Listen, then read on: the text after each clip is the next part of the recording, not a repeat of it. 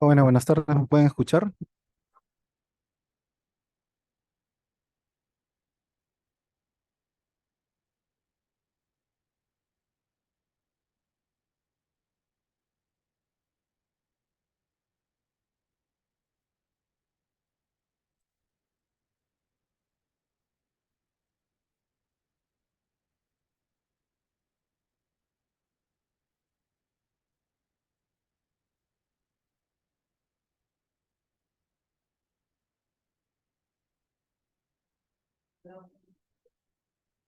Ajá, sí, voy a ir a clase. Buenas, buenas. No sé si se me escucha o no me escuchan, creo que sí. Sí se escucha, doctor.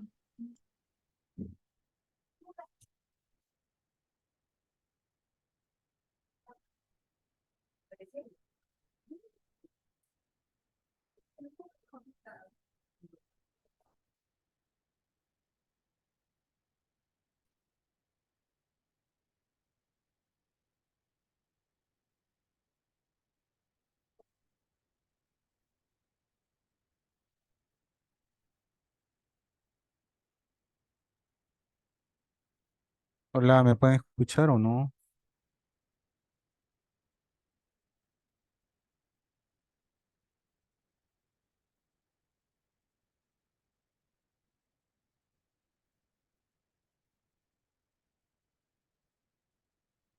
Sí, doctor, sí se lo escucha. ¿Escuchan?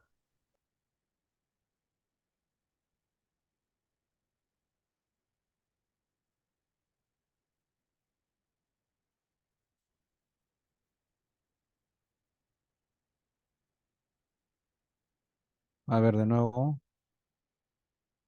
¿Me puede escuchar alguien? Sí, doctor, sí se escucha. Ah, ya, ok, gracias. Bueno, mientras se van conectando el resto de jóvenes, vamos a ir empezando para hacer un resumen de lo que probablemente ya ustedes deben estar escuchando bastante sobre los síndromes coronarios agudos. Entonces acá voy a empezar con esta presentación.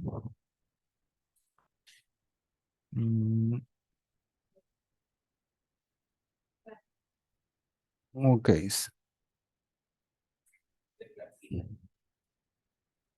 Se puede ver la presentación, ¿no? Sí, doctor. Ya, miren, esto básicamente lo de hoy día es, como les repito, un resumen de lo que ya deben estar escuchando en sus clases teóricas, cuando pasan visita, en salas de hospitalización, de repente por ahí alguien ha ido a emergencia, ¿no? Entonces, esto se trata de de la parte aguda, ¿no? Porque ya hemos visto ayer en una presentación de un caso el problema crónico, ¿no? Que el problema crónico tenemos, digamos, tiempo para hacerle estudios al paciente, ¿no? Y tratar de identificar las lesiones, la severidad y evaluar los criterios para de repente hacerle alguna intervención o de repente solamente hacerle tratamiento médico, ¿no? Pero en el caso de de los síndromes coronarios agudos, ya la cosa es un poco diferente porque en este caso la oclusión de la arteria coronaria pues es brusca, ¿no?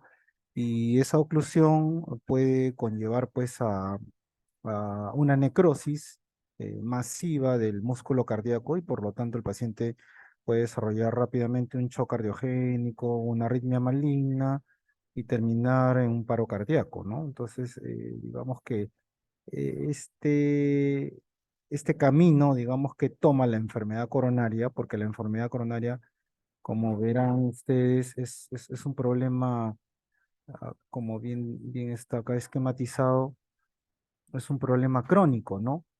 Pero dentro de esa cronicidad en la cual pues están todos los depósitos de colesterol y todo el fenómeno celular inflamatorio, va creciendo pues progresivamente esta placa va obstruyendo en forma lenta y crónica la luz del vaso, ¿no? Pero en algún momento esta placa o esta formación puede sufrir una alteración, ¿no? Entonces esta alteración puede cambiar el curso natural de la enfermedad aterosclerótica crónica, ¿no? Porque si, por ejemplo, durante el proceso de la formación de la placa ateromatosa no pasa nada, esto va a ir lentamente obstruyendo con el paso del tiempo, con el paso de los años, ¿no? Y el paciente termina siendo un anginoso crónico, ¿no? Pero en el curso del crecimiento de esta placa, pueden haber rupturas, o sea, puede provocarse una inestabilidad de la placa y, y formarse, y formarse un trombo oclusivo, ¿no? Y eso, digamos que eso ocurre en forma rápida e intensa, ¿no? Y puede terminar de tapar un vaso en forma aguda, ¿no? Entonces, ¿qué es lo que, digamos, marca la diferencia entre el evento agudo y la cronificación de esto? Es la inflamación, ¿no? Cuanto más inflamación hay adentro de este contenido plaquetario, más propensión va a haber para que se disrupcione la superficie de esta placa, ¿no? Y se empiece a exponer el contenido, se provoque una agregación plaquetaria, eh, también este depósito de fibrina y bruscamente se ocluye el vaso, ¿no? Entonces, digamos que dentro de la enfermedad crónica, que es la ateromatosis arterial y en este caso ateromatosis coronaria, pueden haber eventos agudos, ¿no? Entonces, cuando ocurre pues un evento agudo, ¿no? Acá, ustedes, por ejemplo, acá tienen una placa de ateroma que se ha roto, ¿no? Y esta placa de ateroma, al romperse, expone todo su contenido que es altamente aterogénico, ¿no? Y va a llamar a la formación de plaquetas y va a llamar a la deposición de fibrina, ¿no? Entonces se va a formar un coágulo o un trombo que va a tapar, en este caso, parcialmente la luz del vaso, ¿no? Y en otros casos, ¿no? Cuando se rompe esta placa, se disrupciona, el fenómeno de coagulación y de agregación plaquetaria es tan fuerte y tan intenso de que la formación del trombo es en la totalidad de la luz del vaso, ¿no? Entonces este trombo el trombo se expande rápidamente y bloquea completamente la luz del vaso, ¿no? Y ahora estos dos fenómenos se diferencian en qué? Se diferencian en que probablemente este paciente tenga una mayor tendencia a lisar el coágulo y este no, ¿no? Por que este se tapa más rápido y este se tapa menos rápido, ¿no? Entonces, estas dos entidades que tienen obviamente su base fisiopatológica similar, porque los dos tienen placa teromatosa, los dos se rompen y los dos exponen su contenido a la luz, ¿no? La diferencia es que uno tapa completamente la luz y el otro tapa parcialmente la luz, ¿no? Pero igual produce isquemia. Dependiendo obviamente del tiempo de isquemia, se puede llegar a tener un infarto. Entonces, esa condición fisiopatológica similar, ¿no? Y la diferencia entre un trombo que tapa completamente el vaso y un trombo que tapa parcialmente el vaso, ha dado la generación de estas dos entidades clínicas agudas, que es el síndrome coronario agudo ST no elevado, para un trombo que ocluye parcialmente la luz, y para un síndrome coronario agudo ST elevado, donde el trombo pues tapa completamente la luz, ¿no? Y sin embargo, pues los dos tienen la misma fisiopatología, los dos no tienen exactamente el mismo tratamiento, ¿no? Entonces, hay que tratar de identificar rápidamente en la emergencia, ¿no? Frente a cuál estamos. Entonces, cuando ustedes vean a un paciente que llega con un dolor de pecho, ¿no? Un dolor de pecho, pues, muy típico de angina, ¿no? Intensa, de varios minutos de duración o de horas quizá, ¿no? Rápidamente lo que hay que hacer es identificar si esto se trata de un ST no elevado o de un ST elevado. Entonces ustedes ya saben de que si ustedes encuentran un ST elevado, ya tienen que ir pensando que es un trombo que está tapando completamente la luz del vaso. Y eso significa que ustedes, de alguna manera, con lo que sea, con lo que tengan a la mano, tienen que abrir este vaso ocluido. Tienen que abrirlo o con un sistema mecánico o con una sustancia que pueda lisar este trombo, ¿no?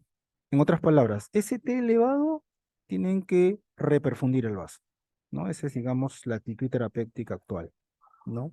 En cambio, un ST no elevado tiene otra connotación terapéutica, ¿no? No necesariamente vamos a abrir el vaso, ya eso va a depender mucho del riesgo del paciente, que es lo que vamos a ver ahora, ¿no? Por eso los dos no se tratan igual, ¿no?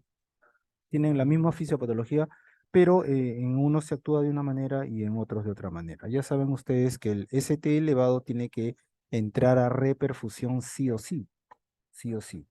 Y este va a depender mucho de la clínica del paciente, va a depender mucho del riesgo del paciente, como vamos a revisarlo ahora, ¿no? Ahora, este ST elevado pasa pues a un infarto Q, ¿no? A un infarto Q. Y este ST no elevado puede pasar de repente a un infarto no Q o a una angina inestable, dependiendo del tiempo y de las acciones terapéuticas que uno pueda hacer, ¿no?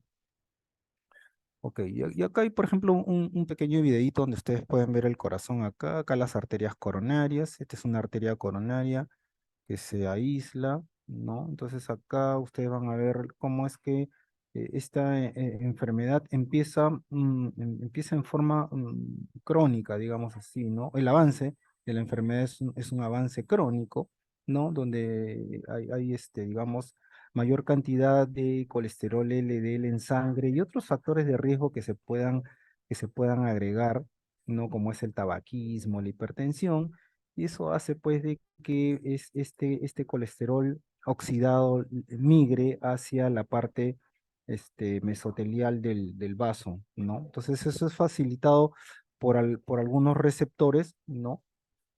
Que hacen que penetre las células inflamatorias dentro digamos, de la formación de la capa lipídica, ¿no?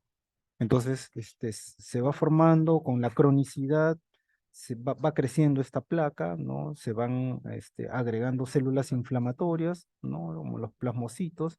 Después se agregan también células musculares del músculo liso. Fíjense cómo migran, cómo se reproducen, ¿no?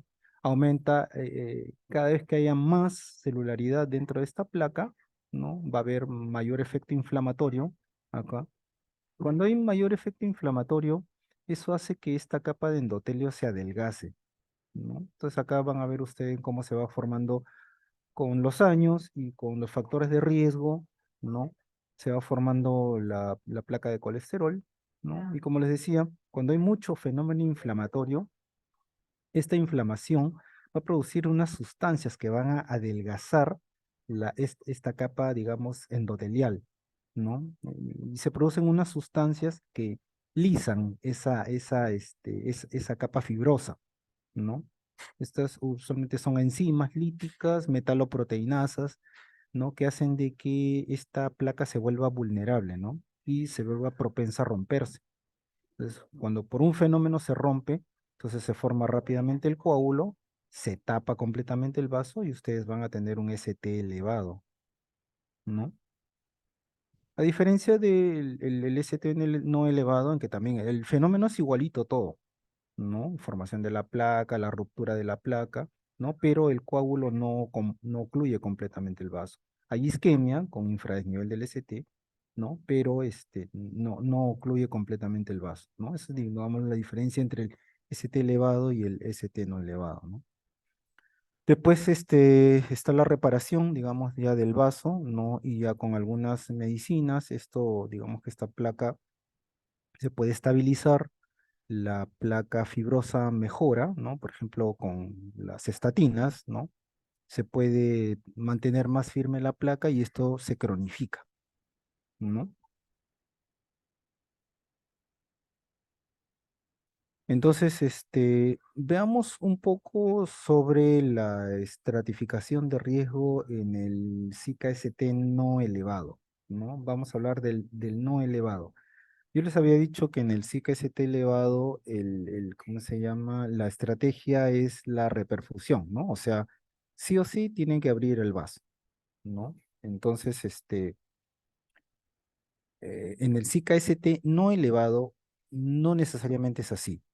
De frente el paciente no va a ir a un cateterismo, ¿no? Entonces, acá lo que se hace en el CKST no elevado es estratificar el riesgo del paciente, ¿no? O sea, ¿riesgo de qué? Riesgo de tener un infarto extenso, riesgo de hacer una arritmia maligna, riesgo de morirse en el periodo agudo, ¿no? O riesgo de hacer una arritmia maligna, ¿no? Entonces, no a todos se les hace un cateterismo inmediatamente. Lo que se hace es estratificar el riesgo en alto riesgo, moderado riesgo y bajo riesgo, dependiendo de los scores que hayan. Debe estar al frente. Sí, sí. Y bajo riesgo, ¿no? Entonces hay algunos scores que se utilizan, unos scores bastante simples, otros scores bastante complejos, como van a ver, ¿no? Este, por ejemplo, es un score de riesgo TIMI, ¿no? Para el SICA-ST no elevado, ¿no? O sin elevación del ST, que es lo mismo, ¿no? Entonces, por ejemplo, estos son los valores que utilizan este score. Por ejemplo, pacientes de más de 65 años son de mayor riesgo, ¿no? Pacientes que tienen tres o más factores de riesgo coronario, por ejemplo, hipertensos, dislipidémicos, que tengan historia de infartos en la familia, diabéticos, fumadores, todos estos riesgos, si los tiene el paciente, los convierte obviamente en mayor riesgo, ¿no? Digamos, de problemas, ¿no? Después tenemos, hay algunos que tienen estenosis coronaria ya conocida, ¿no? Porque de repente le existieron algún estudio de imágenes previo, como una coronariografía o una tomografía, y encuentran que tienen una estenosis coronaria de más del 50%, entonces eso también forma parte del riesgo. Cambios del segmento ST, ¿no? Porque no es lo mismo tener un paciente, por ejemplo, con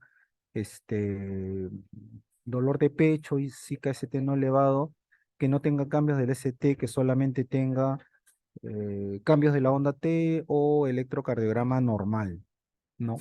Entonces, si tiene cambios del ST, es un paciente de mayor riesgo, ¿no? Que tenga episodios frecuentes durante las últimas 24 horas, ¿no? ¿No? Que haya sido recomendado de tomar aspirina en los últimos 7 días y que tenga marcadores de necrosis positiva. Eso que tenga, por ejemplo, CPK positiva o que tenga troponinas positiva, lo hace también a un paciente de alto riesgo, ¿no? Entonces, fíjense acá, ¿no? Como a medida que el paciente tiene más puntaje en el TIMI, en el score de TIMI, ¿no? Lo convierte en un paciente de mayor riesgo de complicaciones. ¿No? Mayor riesgo de complicaciones. Entonces, en este tipo de pacientes que tienen mayor riesgo, sí amerita hacerle un cateterismo con miras a una revascularización, ¿no? Entonces, por ejemplo, para este SCORTIMI, con estas variables, cuando tenemos de 0 a 2 puntos, el paciente es de bajo riesgo, ¿no? Y no necesariamente va a entrar a un cateterismo inmediatamente, ¿no? Cuando es de 3 a 4 puntos, es un riesgo intermedio con alta probabilidad de que un CAT, y pacientes que tienen score de 5 a 7 puntos es de alto riesgo y estos pacientes tienen que entrar inmediatamente o digamos, en el transcurso de las pocas horas, debe entrar a un cateterismo para una revascularización, ¿no? Ahora, la pregunta es, ¿todos los pacientes que tienen un síndrome coronario agudo deben entrar a cateterismo? La respuesta es sí. La respuesta es sí, todos tienen que tener. Y el problema viene acá es en qué momento va a entrar a hacerse un cateterismo un paciente con zika ST no elevado. Eso lo vamos a hacer inmediatamente dentro de las primeras 24 horas o puede ser después de las 48 horas o en la primera semana o qué sé yo, más adelante, ¿no? Digamos que esa es la discusión, porque de que todos tienen que entrar a un cateterismo, la respuesta es sí. El problema es en qué momento le voy a hacer un cateterismo, ¿no? Aquí hay otra escala de graduación también de riesgo de complicaciones en el Zika-ST no elevado que le llaman el score de Grace. Y este es un score ya un poco más complicado, tiene mucho más variables, incluso aquí adelante hay toda una tabla, una aplicación, ¿no? Para los celulares donde uno le ingresa las variables, ¿no? Hay mucho más variables, es una parte nada más del score, ¿no? Y uno puede encontrar en esa aplicación en qué riesgo está el paciente, ¿no? Entonces, puede estar en un riesgo bajo, un riesgo intermedio también y un riesgo alto, ¿no? Entonces, eso, como les dije, ¿riesgo de qué, no? Es riesgo de mortalidad intrahospitalaria dentro de los primeros 15 días, ¿no? Entonces,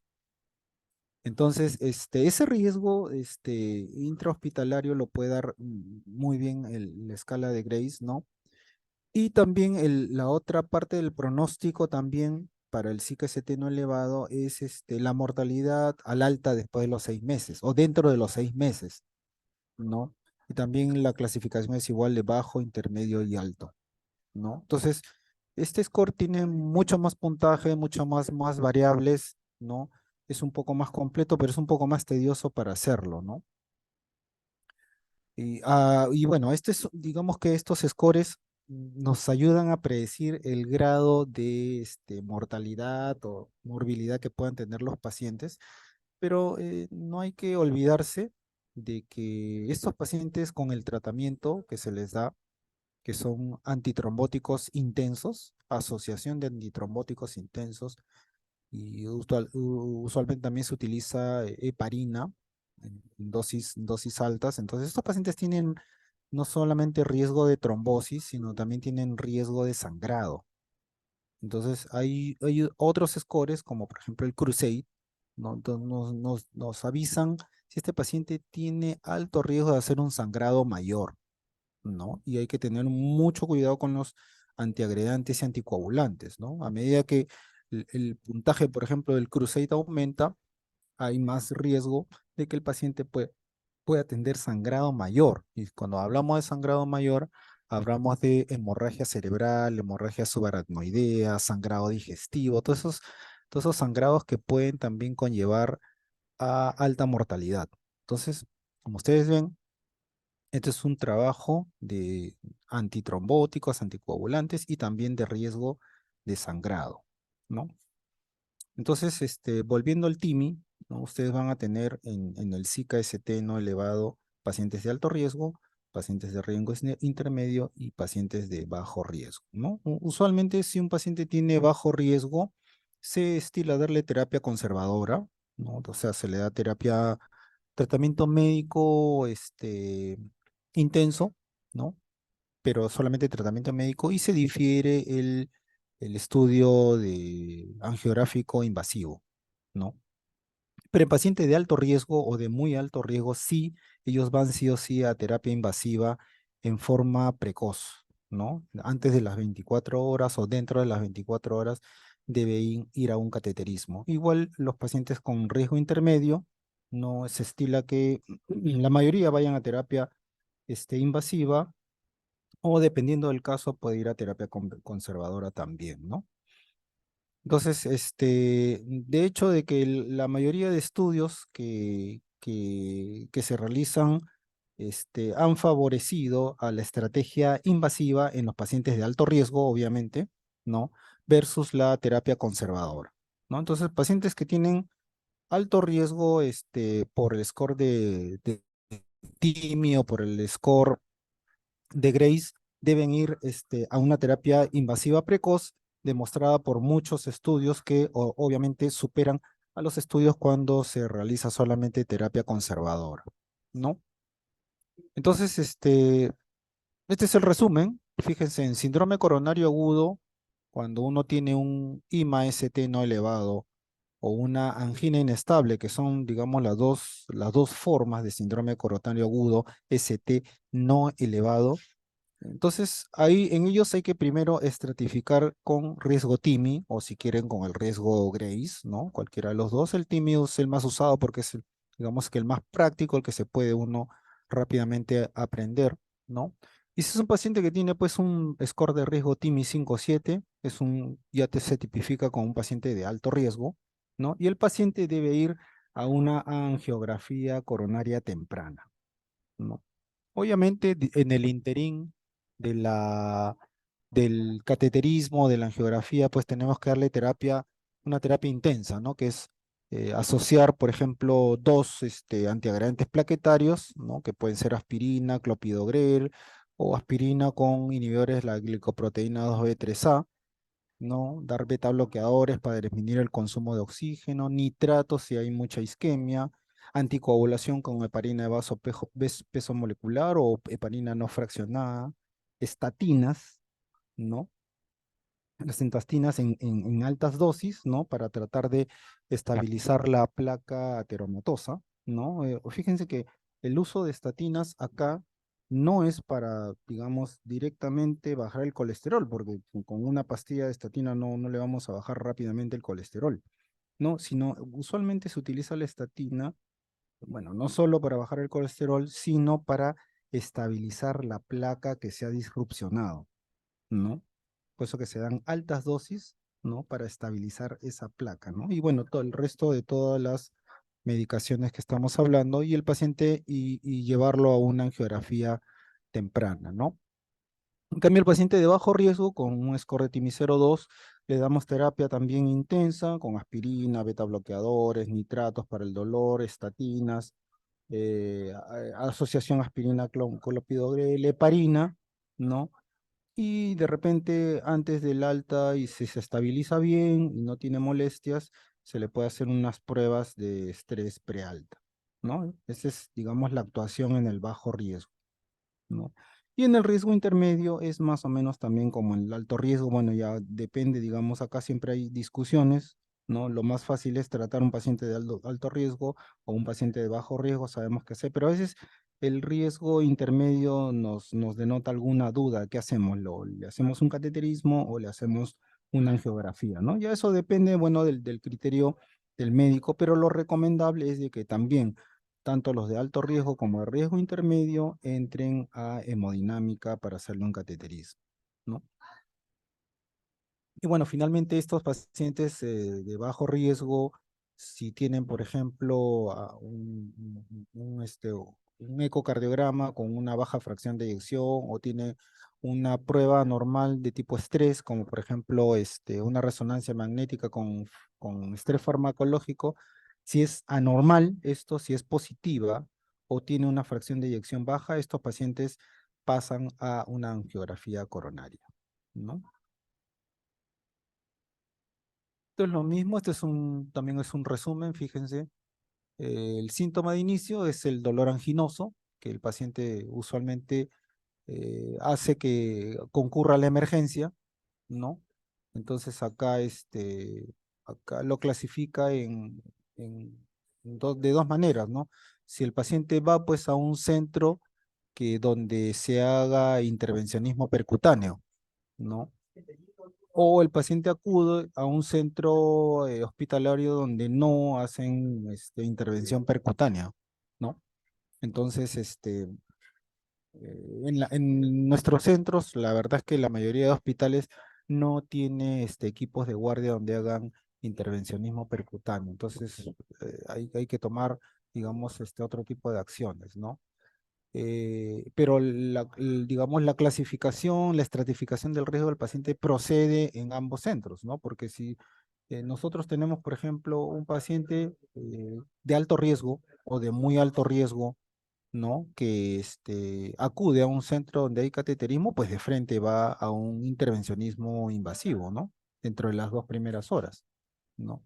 Pero si el paciente, por ejemplo, acude a un centro donde no haya intervencionismo percutáneo, entonces nosotros en ese interín, si hacemos la estratificación de riesgo y el paciente califica como alto riesgo, y mi hospital no hace intervencionismo percutáneo, pues yo tengo que buscar la manera de transferirlo a un sitio donde sí hagan intervencionismo y se le puede hacer el cateterismo en el menor tiempo posible, ¿no? Lo mismo ocurre con pacientes de alto riesgo y riesgo intermedio, hay que transferirlos, ¿no? Obviamente antes de la transferencia hay que darle el tratamiento médico adecuado, ¿no? Estamos hablando de doble antiagregación, estamos hablando de anticoagulación con heparina, utilizamiento o uso de nitratos vía oral o vía endovenosa, este, antiagregantes plaquetarios y bueno, y atorvastatina para para estabilizar la placa, ¿no? Y ahora, si más bien un paciente califica como bajo riesgo y mi centro de salud o mi hospital no tiene intervencionismo, entonces ese paciente no lo transfiero, le doy tratamiento médico máximo y evalúo después la posibilidad de hacerle o no hacerle un cateterismo, ¿no? O de repente, si decido hacerle un cateterismo, no va a ser urgente, no va a ser ni dentro de las primeras horas ni las 24 horas, sino se puede diferir dentro de las 72 horas, ¿no? O para después, ¿no? Y acá fíjense, es- este es un resumen para, digamos, cateterismo, un paciente con ST no elevado, ¿no? Por ejemplo, uno es angina refractaria, o sea que el paciente, a pesar de que yo le doy un tratamiento médico intenso, con heparina, doble antiagregación, aspirina, le doy beta bloqueadores, nitratos endovenosos, le doy toda la terapia estándar, pero sin embargo el paciente sigue teniendo angina, ¿no? Entonces, ese paciente sí debe ir a un cateterismo, ¿no? O que le haya dado, digamos, tratamiento médico, el paciente respondió, pero al día subsiguiente nuevamente hace un episodio de síndrome isquémico, entonces, incluso con cambios en el ST, ¿no? Entonces ese paciente también debe entrar urgentemente a este cateterismo.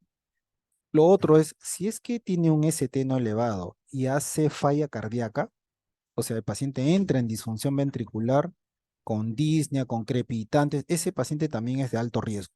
Ese paciente también debe entrar rápidamente a un cateterismo. Shock cardiogénico también, ¿no? Obviamente, ¿no? Ante un shock no podemos pasivamente darle tratamiento médico y esperar que responda. No, paciente con shock cardiogénico por una inestabilidad hemodinámica, por un CKST no elevado debe entrar a cateterismo. O que está haciendo arritmias malignas, ¿no? Taquicardia ventricular, fibrilación ventricular, etcétera, ¿no? Después tenemos acá no apurarnos si el paciente ya no tiene dolor, ya se calmó el dolor, desapareció el dolor, el paciente se estabilizó muy bien, no tiene signos de falla cardíaca, no elevó troponinas, ¿no? Y sus alteraciones en el electrocardiograma no son digamos, muy intensas, ¿no? No hay, no hay descenso del ST, solamente cambios de repolarización. Entonces, este paciente tranquilamente puede ir a ir a un tratamiento médico y esperar más adelante hacerle de repente el estudio angiográfico, ¿no? Y este es el intermedio, el paciente que sí debe entrar a cateterismo, no urgente, no en el momento, especialmente los que tienen troponinas elevadas, cambios del ST, diabéticos, fracción de reacción reducida, angina posinfarto, ¿no? O que ya tenga, pues, que haya hecho, que haya sido hecho un cateterismo previo o tenga un bypass previo, ¿no? Entonces, como verán acá en esta parte del ST no elevado, el tratamiento y la actuación del médico va a depender mucho del riesgo del paciente, ¿no? Entonces, estos pacientes, cuando ustedes vean un paciente con dolor de pecho, y le tomen un electro y le encuentren un ST no elevado, primero hay que estratificar su riesgo. Si es un riesgo muy alto o alto, sí, justifica un CAT. Si es un riesgo bajo, el paciente le dan tratamiento médico y esperamos pues que con tranquilidad pues lo vea el cardiólogo clínico y vea qué otras cosas se puede hacer con el paciente para, digamos, diagnosticar su enfermedad, ¿no? Y en el riesgo, digamos, intermedio, sí, se aconseja que también ese paciente, no inmediatamente, pero sí en el corto plazo, entre a una angiografía, ¿no? Muy bien, entonces ese es para el ST no elevado. Ok, ahora vamos a ver qué pasa con el ST elevado.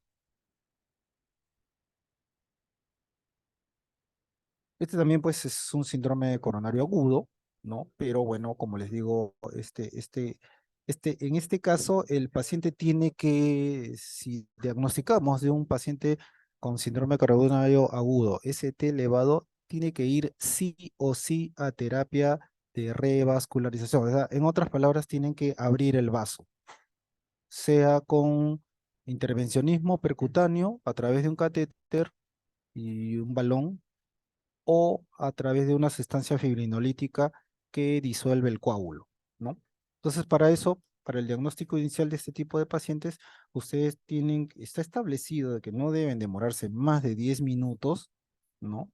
No demorarse más de 10 minutos para hacer un electrocardiograma y ver si este paciente con dolor de pecho tiene ST elevado o ST no elevado en los primeros 10 minutos, rápidamente. Entonces, tiene un elevado, toman una decisión de llamar al grupo,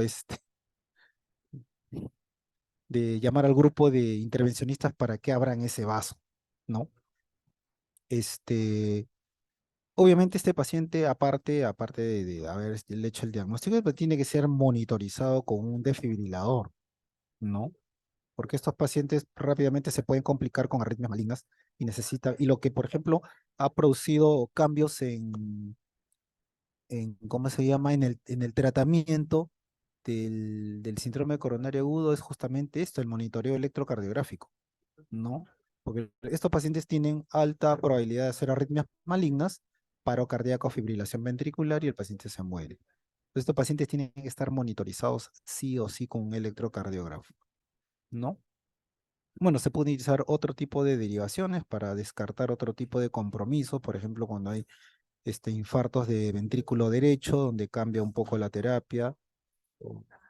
Porque acá el internet está mejor que allá.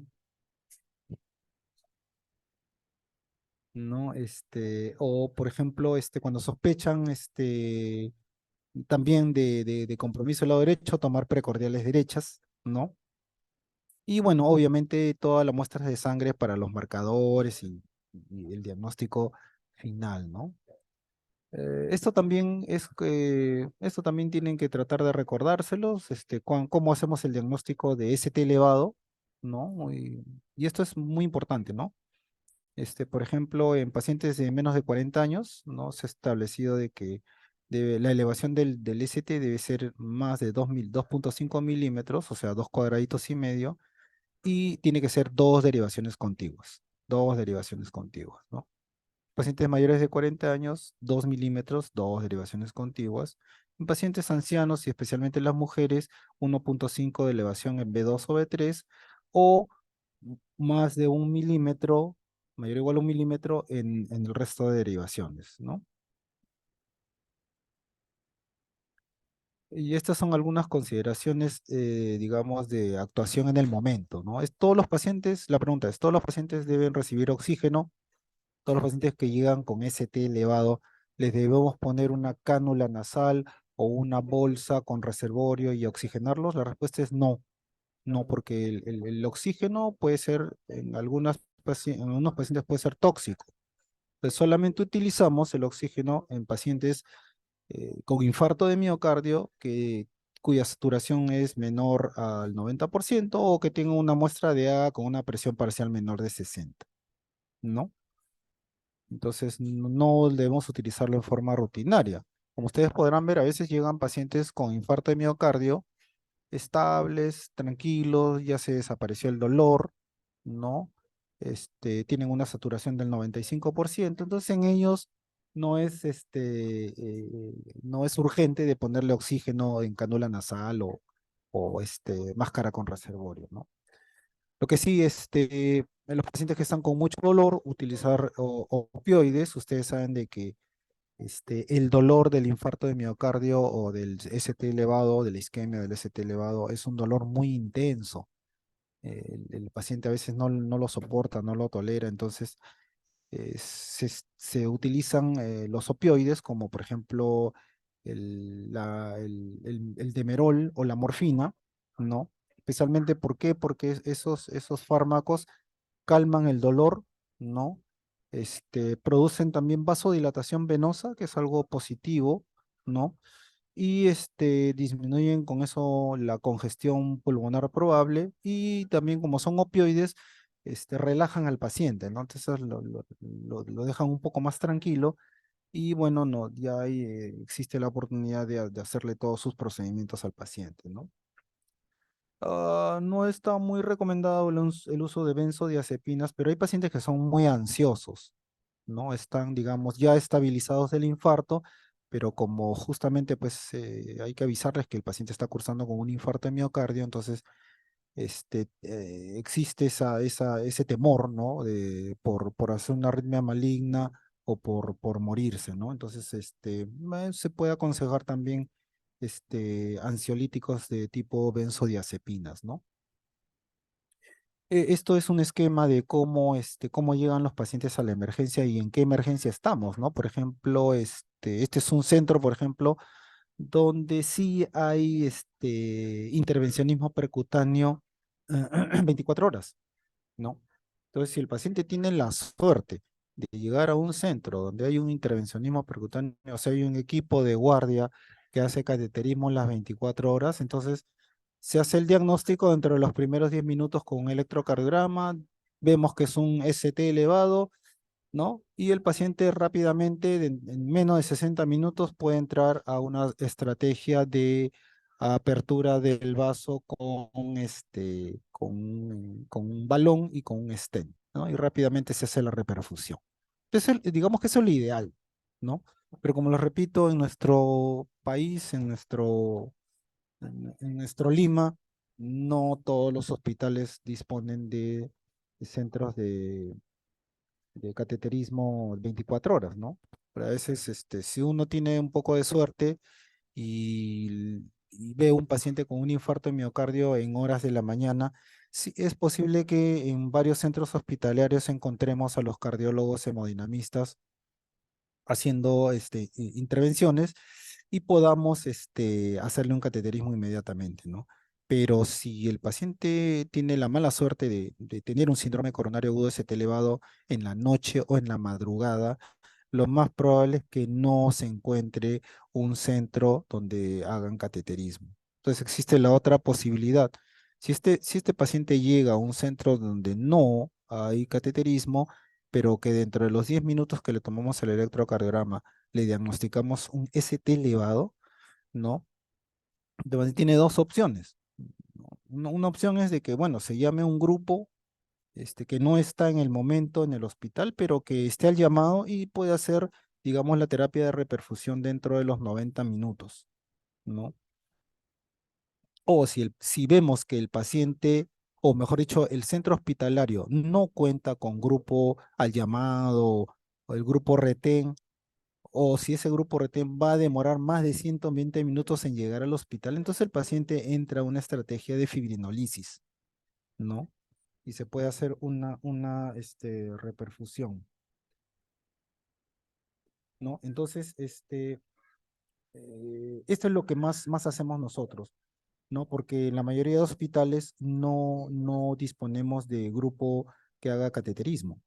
Entonces, ese paciente que ingresa inmediatamente con un ST elevado, lo que hacemos es no demorarnos ni siquiera 10 minutos en hacer el diagnóstico y le hacemos una estrategia de fibrinolisis. O sea, administramos una sustancia que lisa el coágulo, ¿no? Y hacemos una reperfusión farmacológica, ¿no? Eso es lo que hacemos. Esto es lo que más o menos ya les decía en el interín de que el paciente entra a una sala de cateterismo, ¿qué hacemos, no? Entonces tenemos que tomarle su electrocardiograma de dosis y derivaciones. Si es un centro que hace PCI, activar el código de infarto para movilizar todo lo que es el cateterismo. Mientras tanto, le damos aspirina al paciente, le tomamos la saturación, si está en menos de 90, le administramos oxígeno y lo conectamos a un monitor desfibrilador para el caso de que el paciente pueda hacer algún tipo de arritmia, ¿no? Si está con mucho dolor, utilizar opioides. Si está muy ansioso, benzodiazepinas, y si lo permite la hemodinámica, podemos administrar beta bloqueadores endovenosos para disminuir el consumo de oxígeno, evitar la taquicardia y evitar la falla cardíaca, ¿no? Mientras tanto, ya cuando el paciente pasa hemodinámica, le canalizan su acceso arterial a nivel de la arteria radial o la arteria femoral, de acuerdo de la habilidad del hemodinamista. Se le administra sus dos antiagregantes, que puede ser aspirina con prasugrel o aspirina con ticagrelor, estos son potentes antitrombóticos, ¿no? Potentes antiagregantes plaquetarios, ¿no? Se le administra también su heparina como para, digamos, inhibir la coagulación, ¿no? Y bueno, se le coloca después el stent farmacoactivo, ¿no? Este cuadrito resume qué es lo que hay que hacer en el caso de que el paciente acuda a un centro de emergencia donde no haya intervencionismo, ¿no? Como les decía, acá hay dos alternativas, ¿no? Si mi hospital no hace cateterismo, dos alternativas. O le doy una terapia con fibrinolisis rápidamente, o de repente el paciente puede ser transferido a un centro donde sí hagan intervencionismo en la noche, por ejemplo, en la madrugada, ¿no? Entonces, si está, digamos, dentro del chance de que ese paciente pueda ser transferido rápidamente, en menos de 2 horas, a un centro donde sí hacen intervencionismo percutáneo, entonces se puede centro de transferencia está muy lejos o hay un tráfico intenso y ya sabes que no va a llegar al centro hospitalario en menos de 2 horas, entonces lo fibrinolizamos en la emergencia o en la unidad coronaria, ¿no? Y después, bueno, si perfunde, ¿no? Bestial porque hay criterios de reperfusión, el paciente mejora clínicamente, mejora la función ventricular. Pero si no perfunde, o sea, si mi fibronítico no funcionó, no tengo la estrategia de repente hacerle una, un cateterismo de rescate o una angioplastía de rescate, ¿no? No funcionó esto, entonces, bueno, de todas maneras va a ir un cateterismo, ¿no? Entonces, digamos que eso es lo que hay que hacer si nuestro centro no tiene, pues, que es la mayoría, ¿no? La mayoría de centros hospitalarios acá no tienen grupo de hemodinamistas para hacer cateterismo a las 24 horas, pues, ¿no? Eso es lo que probablemente haya pasado con el ex congresista que se murió hace unos pocos días, ¿no? Que fue a un sitio donde no había nada, pues, ¿no? ¿No? Entonces de repente ha tenido pues un poco de mala suerte porque el infarto lo sorprendió 11:30 de la noche, ¿no? Donde no hay pues, ni siquiera hay un médico de guardia, ¿no? Entonces, a lo mejor, de repente, si había médico de guardia, de repente podrían tener la sustancia fibrinolítica y de esa manera ayudarlo, ¿no? Pero hasta donde yo sé, incluso en esos centros de salud que están alejados, pues no hay sustancia fibrinolítica. Y si hay, de repente el médico no sabe colocar terapia fibrinolítica. Entonces, esa es la realidad pues que estamos viviendo, ¿no? Si ustedes van a otros países, por ejemplo, se van a Chile, se van a Argentina, se van a Uruguay, ¿no? Hay varios centros donde sí hay grupos de cardiólogos intervencionistas que están de guardia 24 horas. Pues 2, 3 de la mañana va, paciente acude, le hacen su cateterismo, le abren el vaso y va bien, ¿no? Pues por eso es que acá, pues, infartarse, pues, en altas horas de la madrugada no es una buena opción porque no hay dónde ir, ¿no?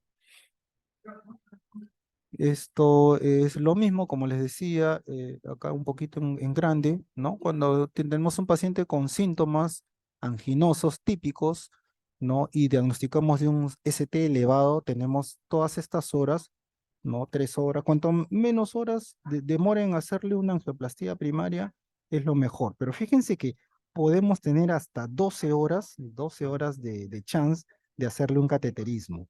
Obviamente que a medida que pasan las horas, ¿no? Pasan las horas, el resultado no va a ser el mismo, ¿no? Cuanto más precoz se pueda abrir el vaso, ¿no? O administrar la fibrinolisis, vamos a rescatar mayor cantidad de músculo cardíaco y el paciente va a quedar en mejor condición funcional, ¿no? Que si nosotros hacemos un cateterismo o hacemos una fibrinolisis, digamos a las 12 horas y el resultado va a ser menor, ¿no? O sea, vamos ya a encontrar mayor músculo cardíaco muerto, deteriorado, y de repente no vamos a rescatar mucho músculo, ¿no? Pero de todas maneras, si un paciente sigue teniendo angina durante las 12 horas del evento agudo, del inicio de evento agudo, está recomendado dar fibrinolisis o meterlo a una sala de cateterismo para que hagan una angioplastía, ¿no? Ya con resultados un poco diferentes, ¿no? Y bueno, mientras el hemodinamista, pues, abre su servicio de angioplastías, mientras el personal acude, todo eso, nosotros tenemos que ir dándole antiagregantes plaquetarios tipo aspirina, que lo podemos asociar con clopidogrel o aspirina con prasugrel, ¿no? Este prasugrel es un antitrombótico más potente que el clopidogrel, ¿no? Entonces, si el paciente va a ser sometido a una intervención percutánea, es mejor utilizar prasugrel que clopidogrel, ¿no? Ahora, bueno, obviamente prasugrel no lo tenemos disponible en todas partes, ¿no? Todos los hospitales disponen de prasugrel, pero sí casi todos los hospitales tienen clopidogrel. Entonces, si ustedes tienen clopidogrel y tienen aspirina, tienen que cargar al paciente, darle dosis de carga de clopidogrel y dosis de carga de aspirina, ¿no? Eso para facilitarle, digamos, la labor al intervencionista, ¿no? Lo mismo, vamos administrándole heparina, que puede ser heparina de bajo peso molecular o puede ser heparina no fraccionada, ¿no? Más recomendable, la heparina tiene mejores resultados, la heparina de bajo peso molecular, Vivalirudin no tenemos, ¿no? Y esta es, digamos, la indicación de terapia fibrinolítica, ¿no? Que se utiliza también para reperfundir el vaso, ¿no? Se puede utilizar la tecneplasa, se puede utilizar la streptokinasa, la alteplasa, ¿no? Unos con mejor efecto que otros, unos con menos efectos colaterales que otros, ¿no? Y siempre recomendar la doble antiagregación, ¿no? Bueno, estas son las recomendaciones o sea, esto quiere decir de que mientras nosotros le vamos a dar o sea, se le va a colocar una angioplastía o se le va a dar terapia fibrinolítica, está indicado dar la doble agregación y la heparina subcutánea o endovenosa, no sea cual sea la actitud terapéutica que vamos a tomar, ¿no? Y bueno, si estamos frente a un paciente que hemos decidido darle terapia fibrinolítica porque en nuestro hospital no hacen angioplastía, entonces tenemos estas alternativas, ¿no? Estreptoquinasa ya no la usamos, pero sé que todavía en algunos sitios hay estreptoquinasa. El problema de la estreptoquinasa es que da un poco de efectos colaterales, da mucha hipotensión. Pues hay que tener mucho cuidado con la administración de streptokinasa. Lo que ahora se está manejando bastante es la alteplasa, ¿no? Y la tenecteplasa, también lo tiene, pero no lo tienen todos los centros. Este es digamos que es un fibrinolítico que de una sola dosis, o sea, se da un bolo y se lisa el coágulo, ¿no? Es bien fácil de administrarlo y con bastantes buenos resultados, ¿no? Pero el costo es bastante alto, ¿no? La mayoría de centros veo que tiene es alteplasa, en el cual hay que dar primero un bolo y después dar una infusión, ¿no? Demora más o menos 90 minutos en dar la sustancia fibrinolítica, ¿no? En cambio, esto se da en bolos, es mucho más rápido y se obtienen mejores resultados, ¿no? Y bueno, después, esto es más o menos lo mismo cuando utilizamos la estrategia de abrir un vaso con intervención percutánea o la estrategia con fibrinolisis. Bueno, es un resumen de todo lo que les he dicho, ¿no? Cómo se utiliza la aspirina, el clopidogrel, la enoxaparina, el bolo del fibrinolítico, ¿no? O el uso de antiagregantes, la asociación prasugrel con aspirina o clopidogrel, ¿no? Los beta bloqueadores y bueno, toda la terapia que se da cuando se utiliza la estrategia invasiva, ¿no? Obviamente que todo tiene su indicación y su contraindicación. Hay que tener mucho cuidado cuando administramos fibrinolisis, de tener algunas contraindicaciones. No todo paciente se le va a administrar así libremente sin tener en cuenta contraindicaciones absolutas, como por ejemplo pacientes que han tenido ya una hemorragia cerebral. No podemos darle una sustancia fibrinolítica porque si es una hemorragia cerebral reciente de menos de 6 meses, está contraindicado, ¿no? Porque el paciente puede sangrar nuevamente por vía sistema nervioso central y lo que queríamos ayudarlo se transforma pues en una tragedia, ¿no? Ictus isquémico, afectación del sistema nervioso por tumores, malformaciones arteriovenosas, aneurismas, está contraindicado ahí, ¿no? Traumatismos mayores, sangrado gastrointestinal reciente, dentro del primer mes, por ejemplo, paciente que tenga una úlcera que haya sangrado en el último mes, tampoco le podemos indicar un fibrinolítico porque lo va a hacer nuevamente sangrar del estómago, ¿no? Pacientes con aneurisma disecante de aorta tampoco está contraindicado ahí, ¿no? Y bueno, esta es una contraindicación relativa donde hay punciones de arterias o de venas no compresibles, ¿no? También se puede complicar. Pacientes con punción lumbar pueden hacer hematomas a nivel de la columna y pueden provocar paraplegias, ¿no? Y bueno, algunas contraindicaciones relativas, ¿no? Por ejemplo, un paciente que esté anticoagulado, pacientes embarazadas, ¿no? Hipertensión refractaria, se le puede bajar la presión y se le administra el fibrinolítico, enfermedad hepática avanzada, habría que ver qué grado tiene, endocarditis infecciosa, tener mucho cuidado, úlcera no activa acá, ¿no? Y bueno, reanimación cardiopulmonar prolongada traumática también es una contraindicación, ¿no? Yo he visto a veces pacientes que han sangrado después de una reanimación cardiopulmonar vigorosa y que se les ha administrado fibrinolíticos y han terminado sangrando, ¿no? Y bueno, estos ya son cuidados post-reperfusión, donde ya pues al paciente se le hizo el cateterismo, se le abrió el vaso, mejoró hemodinámicamente, se reperfundió bien la arteria y hay que pasarlo a UCI, hay que monitorizarlo 24 horas, ya felizmente ya este paciente se estabiliza, hay que hacerlo movilizar las piernas para evitar la trombosis venosa profunda, todos sus tratamientos farmacológicos y bueno, ya todo el tratamiento que va a hacer después, ¿no? Muy bien, entonces eso es lo que básicamente quería mostrarles en relación ¿cómo se llama? Al, al síndrome coronario agudo, ¿no? Que es diferente al síndrome coronario crónico, ¿no? Entonces, en el síndrome coronario agudo existen estos dos elementos que son el ST no elevado y el ST elevado, donde ya saben que el ST elevado hay que abrir el vaso, ¿no? Sí o sí tienen que abrir el vaso, sea con angioplastía o sea con trombolisis, ¿no? Lo que tengan en el hospital. Si no tienen en el hospital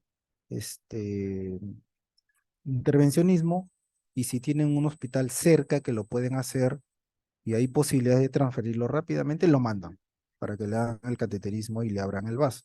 Si no hay un hospital cerca que lo haga, o si hay y se va a demorar más de 120 minutos en llegar, entonces mejor lo fibrinolizan en su hospital, ¿ya?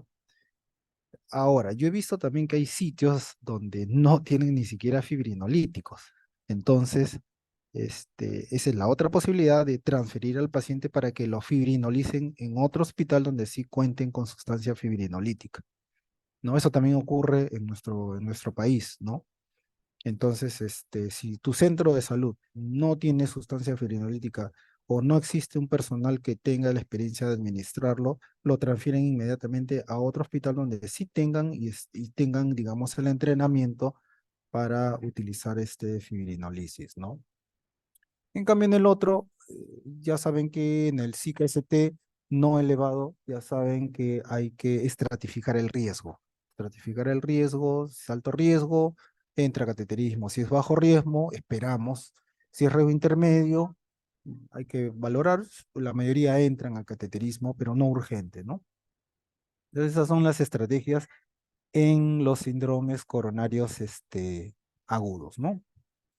Muy bien, ahí lo vamos a dejar. No sé si tienen alguna pregunta. No, doctor, todo claro.